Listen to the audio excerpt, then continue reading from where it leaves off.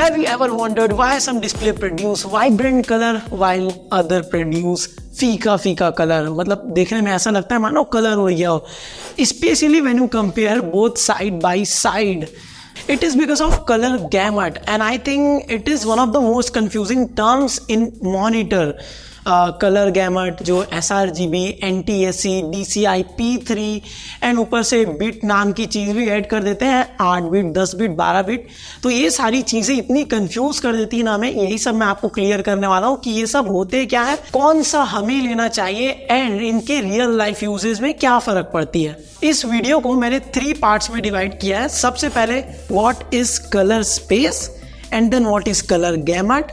फिर मैं आपको बताऊंगा व्हाट इज बिट डेप्थ, जो हम 8 बिट, 10 बिट, 12 बिट सुनते हैं, यही चीज. अब कई बार ऐसा भी होता है कि आप कोई इमेज लाइटरूम पे या किसी भी एडिटिंग सॉफ्टवेयर पे एडिट कर रहे हो, कलर ग्रेड कर रहे हो, फिर आप जब उसको एक्सपोर्ट करते हो और फिर देखते हो तो आपको हल्का सा डीसैचुरेटेड या फिर कलर शिफ्ट देखने को मिलता है.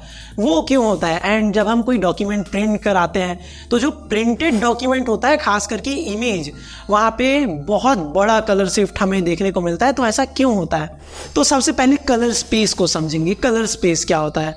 तो let's imagine a giant box of crayons जिसमें 10-12 कलर्स नहीं बल्कि इतने कलर्स है जितना हम पॉसिबली इमेजिन कर सकते हैं, along with different shades and variants of each colour. और यही box of colours colour space कहलाता है. बट ये एग्जांपल मैंने आपको सिर्फ समझाने के लिए दिया. एक्चुअल में कलर स्पेस ऐसा नहीं दिखता. कलर स्पेस ऐसा दिखता है. अब ऐसा क्यों दिखता है ये आपको वीडियो में आगे समझ आ ही जाएगा. एंड इस कलर स्पेस में अगर आप देखो तो हर एक कलर प्रॉपरली अरेंज्ड है, एक वे में अरेंज्ड है. रैंडमली लाल, हरा, नीला, पीला कहीं पर भी नहीं दिया हुआ है. एंड हर एक इंडिविजुअल कलर का अपना नाम होता है. जैसे हम रेड, ग्रीन, ब्लू कहते हैं और इनके शेड्स को लाइट ब्लू, डार्क ब्लू या स्काई ब्लू कह देते हैं. जैसे कि आप ये कलर देखो, ये ब्लू है, ऑब्वियसली लाइट ब्लू है, बट यहाँ पर आप देख रहे होंगे सारे शेड्स ही लाइट ब्लू हैं.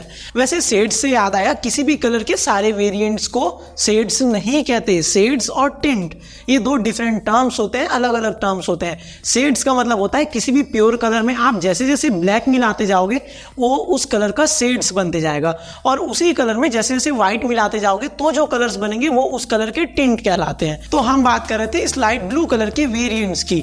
अब ये सारे लाइट ब्लू कलर तो है बट सारे दिखने में अलग अलग हैं. कोई थोड़ा डार्क है, कोई थोड़ा लाइट है, तो सभी को लाइट ब्लू तो नहीं कह सकते. और इसीलिए हम यूज करते हैं कलर कोड का, जिसको हेक्स कोड भी कहते हैं. एंड इसी से ही हम पहचानते हैं हर एक इंडिविजुअल कलर को.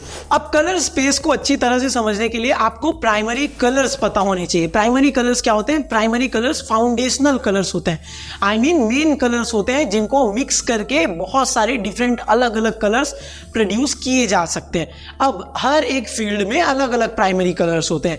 जैसे स्क्रीन्स एंड लाइटिंग के लिए होता है RGB, red, green and blue. ये तो आपको अच्छे से पता होगा.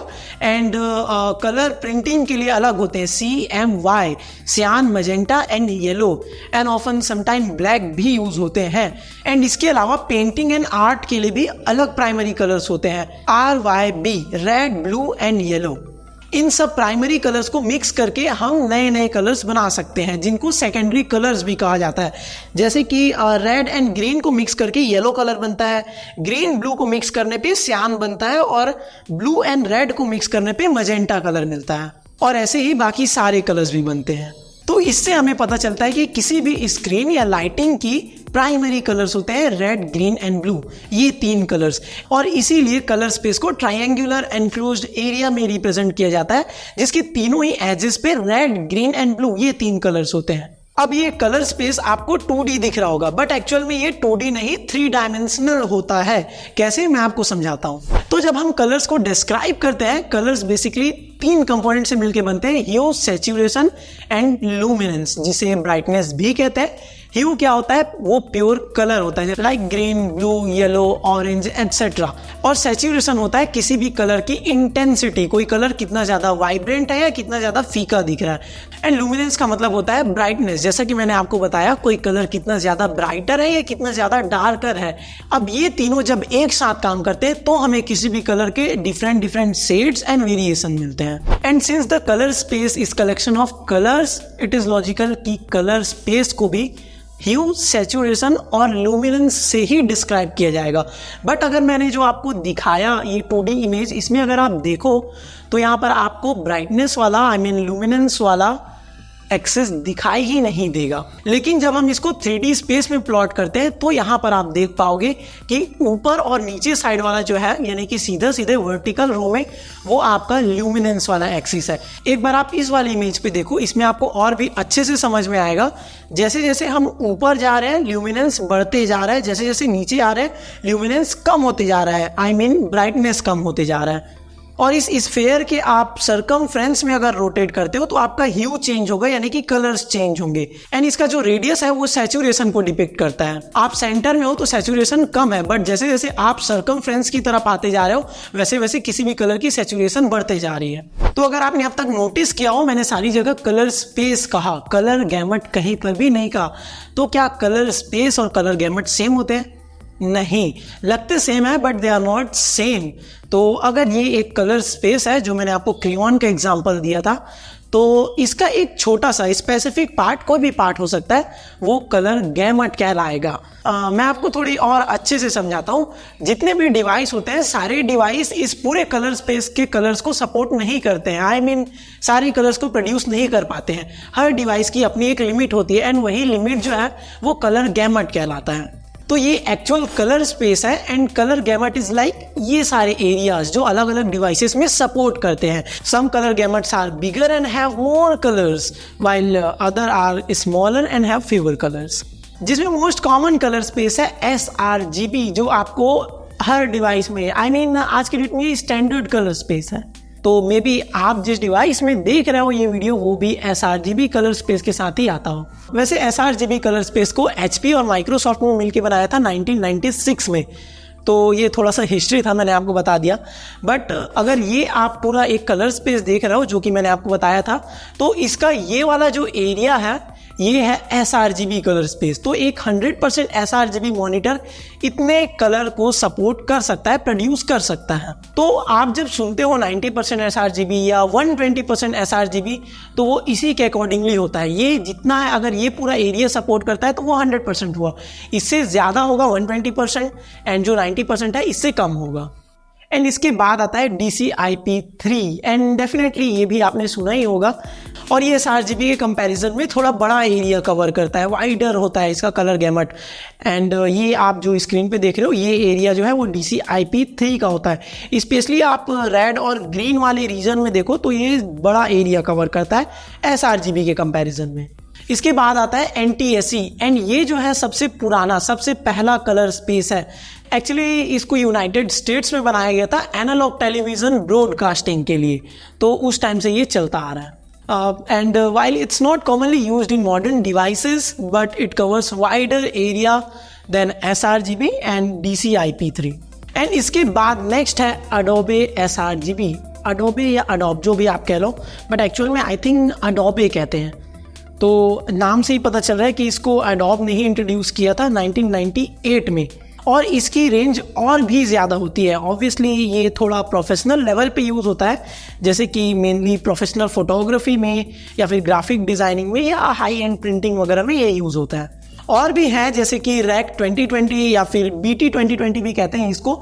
एंड ये ज़्यादातर मूवीज़ में, ये जो सोनी के या रेड के बहुत महंगे कैमरास होते हैं ना, उन सब में ये होता है। एंड ज़्यादातर मूवीज़ इसी कलर स्पेस वाले कैमरे पे शूट होते हैं। देन प्रो फोटो RGB, ये और भी ज़्यादा वाइडर होता है इसका एरिया। एंड इनके अलावा एक CMYK कलर गैमट भी होता है, एंड ये जो है ये प्रिंटिंग के लिए यूज़ होता है। CMYK का मतलब सियान, मजेंटा, येलो, एंड की का मतलब ब्लैक भी होता है इसमें समटाइम्स, जो कि मैंने आपको प्राइमरी कलर्स वाले सेक्शन में बताया था। जो प्रिंटिंग के लिए प्राइमरी कलर्स है वो ये कलर्स ही होते हैं। और अगर आप इसका कवरेज एरिया देखो तो ये काफ़ी नैरो होता है बाकी सब के कंपैरिजन में। एंड इसीलिए जब भी हम कोई फोटो या कोई डॉक्यूमेंट प्रिंट कराते हैं, कलरफुल डॉक्यूमेंट, तो हमें काफ़ी बड़ा कलर शिफ्ट देखने को मिलता है।